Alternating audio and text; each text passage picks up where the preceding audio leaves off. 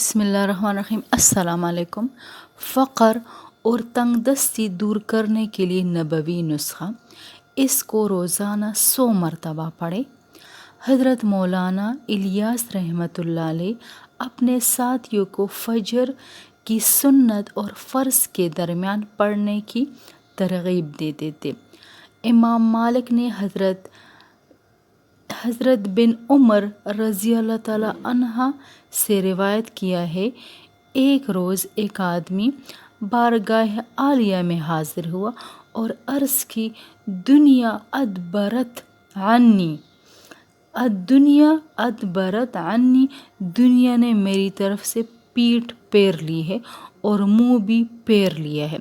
سرور کائنات صلی اللہ علیہ وآلہ وسلم نے اس آدمی کو کہا کہ ملائکہ کی جو نماز اور اللہ کے مخلوق کی جو تسبیح ہے، اس سے تو کیوں غافل ہو گیا ہے؟ اسی کے صدقے ان سب کو رزق دیا جاتا ہے۔ جب صبح صادق طلوع ہو تو یہ تسبیح 100 بار پڑھا کرو۔ سبحان اللہ و بحمدہ، سبحان اللہ العظیم، استغفر اللہ، سبحان اللہ و بحمدہ، سبحان اللہ العظیم، استغفر اللہ۔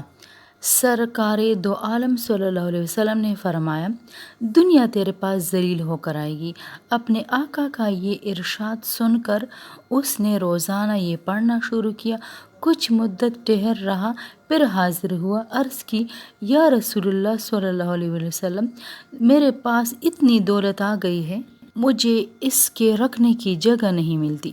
یہ انتہائی مجرب آزمودہ وظیفہ ہے، اس کو ضرور پڑھا کریں، انشاءاللہ آپ کی تنگ دستی دور ہو جائے گی۔ اللہ حافظ۔